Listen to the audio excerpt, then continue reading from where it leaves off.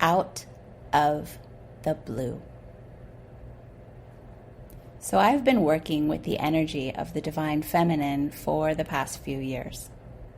If you're not familiar with that term, it has nothing to do with physical gender.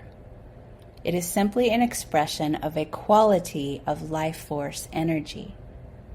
Life has a balance of yin, feminine, and yang, masculine. These qualities are expressed in everything in the universe. And everything in the universe contains both qualities, including humans. And there is meant to be a balance of the two. The divine feminine is expressed as the womb of creation and creativity, receptivity and intuition, nurturing, connection, communion, compassion, flow, collaboration, healing, gentleness, wisdom, and flexibility. The divine feminine expresses more in being rather than doing. The divine masculine is expressed as independence, logic, reason, action, protection, survival, firmness, strength, adventurousness, rationality, supportive structure, assertiveness, taking charge, confidence, speaking up, and staking claim. Again, these are expressions of energy, not men or women. Though they do express as men and women, and those that don't identify as either one or both. We all carry all of these qualities within us to varying degrees. And we are all deeply seeking balance between those two energies, whether we are aware of that or not. It is happening because it is how the energies of the universe work. We live in a patriarchal society and culture in this world at the present. Long ago, we actually lived in a more matriarchal society in this world, the world over. And somewhere between 3000 to maybe 1500 BC or so, there was a transition to the patriarchal society that we know today. Prior to that, it was primarily a partnership model, a goddess-loving culture of animists. Animism means that you believe everything is alive. Everything has a spirit or is spirit expressed. Then the dominator model came into play, and animists were outlawed and punished by death. The reason for this was political, actually, so that people would have to worship in churches with a priest or a higher authority and then have to donate or pay in order to do so, which gave them the seat of power instead of the people. This stripped people of their own always-on inner connection with the divine and internal sense of power and provision by making it literally illegal and punishable by death to connect with that, and attempted to sell it back to them through systems of hierarchy. And this is why we are where we are now in our world. We swung on that pendulum way over to the right, and now we're swinging back towards the center. That swing has just begun, however, and it will take a long time to express globally. But it all begins by each one of us working through our personal wounds and trauma and coming back into balance within ourselves. But the swinging of extremes is how we find balance.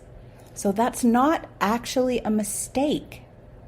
So if you notice that you have swung way over to one side in your life, that's exactly as it should be in this moment. Because there are things for you to learn and to heal there. And as you do, you naturally start coming into balance more and more over time. All pendulum swings work that way. And this is happening for all of us all the time, whether we know it or not, because the infinite knows what it's doing, even when our conscious minds do not. So, as I said, I've been working with the Divine Feminine consciously for a few years now. In truth, of course, I've been working with it and the Divine Masculine for all of my life. But I have been conscious of that for the last few years. And one of the ways that I have loved to do that is to work with different archetypes, oracles, and expressions of the Divine Mother energy. And lately, I've been working with Kali. Kali is depicted as a fierce blue goddess who looks rather threatening on the outside, but in actuality is the deepest love. Because Kali is fiercely protecting your spaciousness and right to be.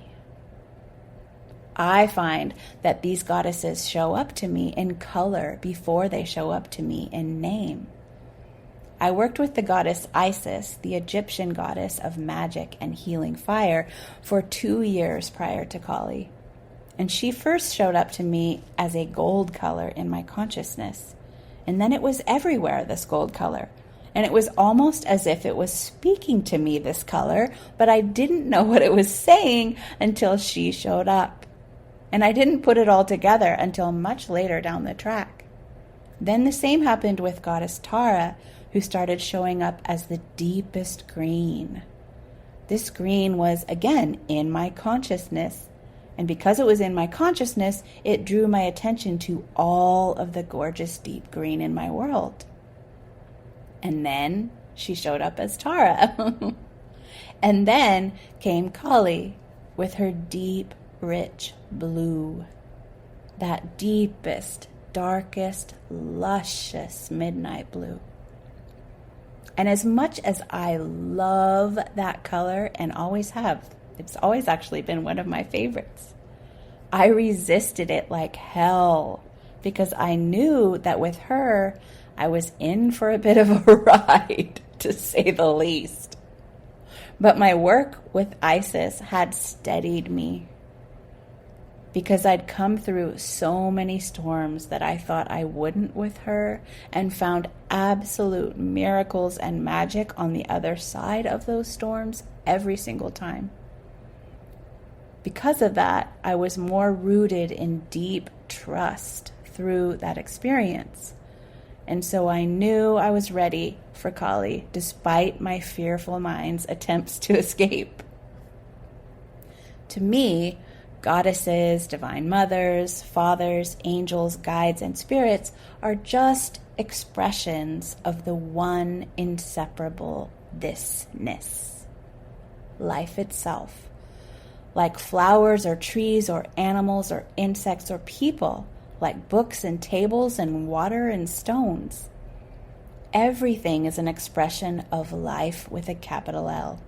Source, consciousness itself, God, energy, whatever you want to call it. To me, life and death are just another shade and hue of the divine. Everything is alive to me, and always has been. I just didn't know there was a name for that before until I did. So I've taken back my right to access the divine right here at home. And I've taken back my right to play in the mystery as much as I want to, in whatever way that I want to. Like a child playing merrily in a great cosmic sandbox.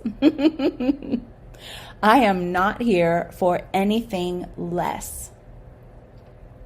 And Kali gave me that space to play. She gave me back my right to exist as I want to. I was so afraid she was going to wreak havoc on my life, but all she did was give it back to me. I have no words to describe the gift of this. It is a feeling you can only taste but not describe. When I first started working with her, I had a vision in meditation. And I never usually have visions. I'm usually more clairsentient or claircognizant. But I had this vision of a big blue dragon slithering towards me in the mud in an S shape and then rising straight up into the air with its mouth opening wider and wider until it split 3 ways down the middle and revealed a giant lotus blossom inside that then bloomed open. I should have known I was in for it then. I was in for something so very good. A little rough and tumble for a while there, not gonna lie, but nothing like I feared it would be. And so very worth every minute of it. The other day, I burst out into laughter when I realized the deep significance of our popular human phrase, out of the blue. Yes, I thought, out of Kali's divine deep blue. The dark womb of creation that births all life as we know it. The rich and nourishing spaciousness that is so very necessary to our thriving.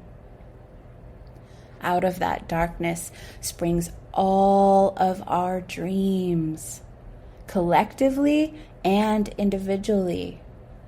Everything you want for yourself is connected to all that exists and will ripple out to touch everything long after your body is gone.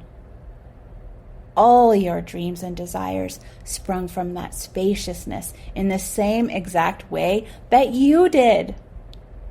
And all of the fruition of those dreams and desires do too. Right? Out of the blue. P.S.